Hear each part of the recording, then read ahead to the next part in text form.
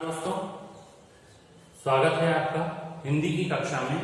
दोस्तों, आज हम आपकी पाठ्य पुस्तक पलाश के पाठ 6 तैमूर की हार का दूसरा भाग पढ़ने जा रहे हैं। पिछले भाग में आपने जाना कि बालक बलकरण अपनी वर्षगांठ को लेकर, अपने जन्मदिन को लेकर अत्यधिक प्रसन्न है। उसकी माता ने उसके लिए कई सारे पकवान बनाए हैं और दूध के इंतजार में वह रहती हैं और दूध लेने के लिए उनका बेटा चला जाता है, बलकरण जाता है। और आगे बढ़ते हैं। कल्याणी बलकरण के जाने की दिशा की ओर देखती हुई, मेरा भोला बच्चा बलकरण अभी से कैसी बातें करता है। वो अपने बेटे की बहादुरी से और उसकी जिम्मेदारी भरी बातों से खुश हो रही हैं और वे संतोष के साथ में बलकरण मेरा बेटा इस प्रकार से कहती है। जिस प्रकार माता के शब्दों में स्नेह उमड़ता है, वैसा उनके शब्दों में दिख रहा था। फिर अंगीठी के पास आकर के आग ठीक करती है। अंगीठी अर्थात जो चूल्हा होता है, उसके पास वो आकर के आग ठीक करती है कि उसमें आग सही प्रकार से देखती है।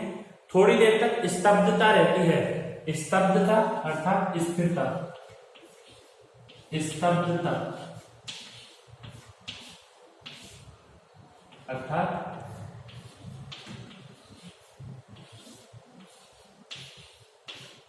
स्थिरता। थोड़ी देर तक वहां पे स्थिरता रहती है।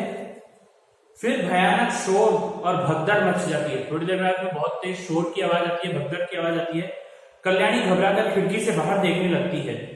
पहला ग्रामीण बाहर देखती है, वहां पे एक ग्रामीण व्यक्ति है। उसको देख करके घबराए हुए स्वर में, तुरक आ गया, तुरक आ गया, भागो भागो, तुरक आ गया, इस प्रकार की ध्वनि करता हुआ वह ग्रामीण भाग रहा है। तुरक आ गया। तुरक आ गया का मतलब यह है कि तुर्क देश का रहने वाला व्यक्ति आ गया है। कल्याणी कहती है आगे बढ़कर, पागल हो गए हो क्या, तुरक कहां से आ गया। अब उसे आश्चर्य होता है कि तुरक कहां से आ गया। दूसरे ग्रामीण का प्रवेश, पहला ग्रामीण भाग जाता है और दूसरे ग्रामीण का प्रवेश होता है। दूसरा ग्रामीण कहता है, बहन भाग चलो, जल्दी जल्दी, वह तैमूर आ गया, मैंने अपनी आंखों से देखा है, लूटते हुए आ रहे हैं वे लोग, चलो बहन भाग चलो तुम भी। दूसरा ग्रामीण उसे कहता है कि भाग चलो, तैमूर आ गया है। और उसने उसको उसकी आंखों से देखा है। जो ग्रामीण है वो बता रहा है कि मैंने उसको अपनी आंखों से देखा है, किसी की कही सुनाई बातों पर विश्वास नहीं कर रहा हूं, और खुद ने देखा है, इसलिए बहन भाग चलो। कल्याणी कहती है, अरे कैसा तैमूर, कहां का तैमूर। अब वो पूछती है कहां से आ गया तैमूर। तीसरा ग्रामीण नेपथ्य में देखते हुए, तुम नहीं चलोगी, वह आया, वह आया। नेपथ्य अर्थात पर्दे के पीछे की ओर देखते हुए। नेपथ्य शब्द का अर्थ है पर्दे के पीछे।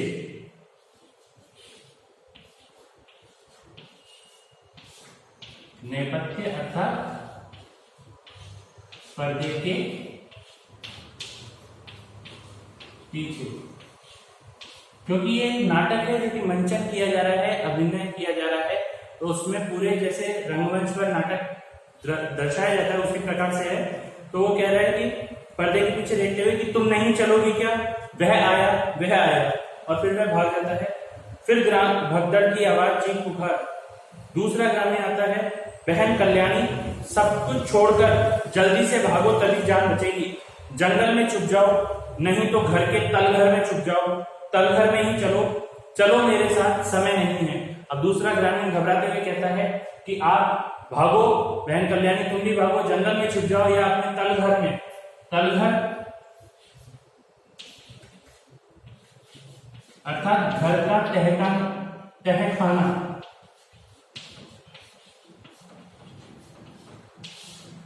तलघर अर्थात तहखाना, जिसे आप अंग्रेजी भाषा में बेसमेंट भी कहते हैं। तो कहते हैं कि उसमें छुप जाओ, नहीं तो घर। कल्याणी बलकरण, मेरा बालक बलकरण तो अभी नहीं आया, उसे छोड़कर मैं कहीं नहीं जाऊंगी। अब कल्याणी कहती है कि मेरा पुत्र तो अभी तक नहीं आया है और मैं उसे छोड़ करके नहीं जाऊंगी, और वह आएगा तभी मैं जाऊंगी। तीसरा ग्रामीण कहता है, कहां गया बलकरण। अब वो पूछते हैं बलकरण कहां गया है। कल्याणी घबराहट से, वह दूध लेने गया है सुजान के घर। वो बताती है कि वो सुजान के घर गया है। तीसरा ग्रामीण कहता है सुजान के घर, तब उसका कुछ नहीं बिगड़ेगा। सुजान का घर खास रास्ते से हटकर दूर कोने में है, यानी कि जो मुख्य रास्ता है उस रास्ते में उसका घर नहीं है, उसका रास्ता कोने में है और वे लोग सीधे रास्ते ही चले आ रहे हैं। तुम तलघर में छुप जाओ, अर्थात तुम तहखाने में छुप जाओ। अपने बेटे की चिंता छोड़ो, वो सुरक्षित रहेगा और तुम तहखाने में छुप जाओ। 3 सिपाही घर में घुसते हैं, वो तहखाने में छुप जाते हैं और नाटक के मंचन में मंच पर 3 सिपाहियों का प्रवेश होता है। उनके हाथों में तलवार है, वे घर के सामान को तोड़ते फोड़ते हैं। जफर, कोई नहीं, सब भाग गए। जब वो घर में प्रवेश करते हैं तो वहां पे कोई नहीं दिखता है, तो उनका जो सरदार है जफर, वो कहता है कोई नहीं है, सब भाग गए हैं। मुबारक कहता है, जो सिपाही है वो कहता है बिस्तर के नीचे कोई नहीं है। वो बिस्तर के नीचे हर जगह, हर कोने को, घर के कोने को देख रहे थे, लेकिन वहां पे उन्हें कोई प्राप्त नहीं होता है। जफर, मुबारक, इस वक्त आदमियों का कत्ल करना हमारा उतना मकसद नहीं है जितना सोना चांदी लूटने का है। इस घर में देखो, कहीं कुछ छिपा रखा है। अब वो कहता है कि भाई हमें आदमियों को मारने का उद्देश्य नहीं है, हमारा उद्देश्य है सोना चांदी लूटने का, तो घर में जहां भी कुछ मिलता है वो देखो। मुबारक देखते हुए, कहीं कुछ नहीं सरदार, मामूली सी झोपड़ी है, इसमें सोना चांदी कहाँ, यानी कि झोपड़ी बहुत छोटी सी है, इसमें सोना चांदी कहाँ मिलेगा। मुबारक देखते हुए। अली बेग कहता है, दूसरा जो सरदार है वो कहता है, दूसरा सिपाही कहता है कुछ बर्तन मालूम होते हैं सरदार। बर्तनों के पास जाकर उनके ढक्कन खोलता है। सरदार, यह है, यानी कि वो बर्तन देखता है क्योंकि बलकर का जन्मदिन था और उसमें कई सारी मिठाइयां रखी हुई थी, पकवान रखे हुए थे। तो अली बेग उससे कहता है कि सरदार ये है। मुबारक अली बेग के पास आकर के, सरदार बढ़िया खाना, तरह तरह की मिठाइयां, ओहो, छू करके बिल्कुल ताजी और गर्म, क्योंकि वो अभी अभी बनाई गई थी इसलिए वो बिल्कुल ताजी और गर्म थी, इसलिए वह कहता है कि ये ताजा खाना है, बढ़िया खाना है। जफर हाथ से छूकर, हाँ गर्म मिठाइयां हैं, लो तुम भी तो भूखे होगे।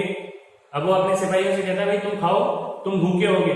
अब सिपाही मुबारक कहता है सरदार आप भी खाएं। जफर कहता है मैं खा लूंगा, लो तुम लो। अब सरदार कहता है कि भाई मैं तो खा लूंगा, लेकिन पहले तुम लोग लो, और मुबारक को देता है और वह प्रसन्न होकर ले लेता है। मुबारक को देता है तो वो मुबारक जो है वो प्रसन्न होकर, खुश होकर के वो ले लेता है, क्योंकि सिपाही थे, कई दूरी से चले आ रहे थे, भूखे थे, इसलिए मिठाइयों को देखकर उनका मन ललचा गया, उन पकवानों को देख करके, और वो उसको खाने लगे। अच्छी मिठाइयां हैं, लो अली बेग तुम भी लो। सारी मिठाइयां खा रहे हैं। नेपथ्य से तीव्र आवाज में, नेपथ्य अर्थात पर्दे के पीछे से तीव्र आवाज में स्वर आता है, चुप रहो। तैमूर लंग का प्रवेश। तैमूर लंग जो उनका सरदार है, प्रमुख सरदार, उसका प्रवेश होता है। वह लंगड़ाता हुआ आगे बढ़ता है। उसे देखते ही सब चौंक पड़ते हैं। मिठाइयां जमीन पर फेंक कर फौजी के ढंग से तनकर खड़े हो जाते हैं। जिस प्रकार एक फौजी खड़ा होता है तनकर, उस प्रकार से वे सब खड़े हो जाते हैं जैसे ही तैमूर लंग का प्रवेश होता है। सन्नाटा छा जाता है, सभी तरफ शांति छा जाती है, सब चुप हो जाते हैं। तैमूर लंग बारी बारी से तीनों को घूरता हुआ आगे बढ़ता है। तैमूर तीव्र स्वर में, मैंने अफगानिस्तान के बाद हिंदुस्तान की ओर रुख इसलिए नहीं किया था कि मेरे सिपाही दौलत लूटने के बदले खाना ढूंढते फिरे। तैमूर जो, जैसा कि मैंने आपको पहले बताया कि वो अफगानिस्तान की तरफ से आया था, तो अफगानिस्तान पर उसने अपना पूरा अधिकार कर लिया और वो हिंदुस्तान की तरफ आया, तो वो अपने सिपाहियों से कहता है कि मैंने अफगानिस्तान के बाद हिंदुस्तान की ओर रुख, यानी कि हिंदुस्तान की ओर मुंह इसलिए नहीं किया था कि मेरे जो सिपाही हैं वो सोना चांदी धन दौलत ढूंढने की जगह मिठाइयां या खाना ढूंढते फिरे। मैंने क्या हुक्म दिया था सरदार? हुक्म अर्थात आदेश, हुक्म अर्थात,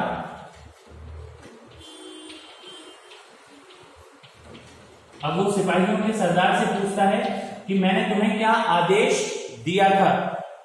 जफर जो कि सिपाहियों का सरदार है वह कहता है आपने हुक्म फरमाया था अर्थात बताया था कि आज शाम तक अमरकोट पहुंच जाना है, यानी कि आज शाम तक हमें अमरकोट जो स्थान है वहां पर पहुंच जाना है। मुबारक जो सिपाही है वो कहता है हम लोग माफी चाहते हैं, माफ कर दीजिए। तैमूर बिल्कुल नहीं, गाजी तैमूर माफ करना नहीं जानता। वो कहता है कि मैं गाजी तैमूर हूं और मैं माफ करना नहीं जानता। तुमने जो हुक्म उदूली की है उसकी सजा तुम्हें मिलेगी। हुक्म उदूली, हुक्म उदूली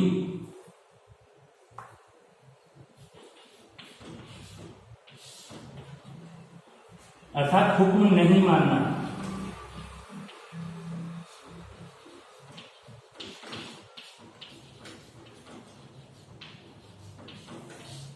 यानी कि तुमने जो हुक्म नहीं माना है उसकी सजा तुम्हें मिलेगी, उसके जो दंड है वो तुम्हें भुगतना पड़ेगा।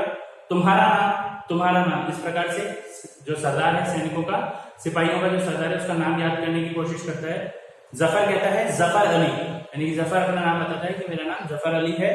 तैमूर, जफर अली आज शाम को तुम्हारी सजा बताई जाएगी, अभी मैं तुम्हें तुम्हारे मर्तबे से हटाता हूं, समझे। यानी कि शाम को तुम्हारी सजा बता दूंगा, लेकिन अभी मैं तुम्हें तुम्हारे मर्तबे से, मर्तबे अर्थात पद से, मर्तबे अर्थात पद से, यानी कि जो तुम्हारा पद है उस पद से मैं तुम्हें अभी हटाता हूं, समझ गए। इस प्रकार से वह उसे आदेश देता है।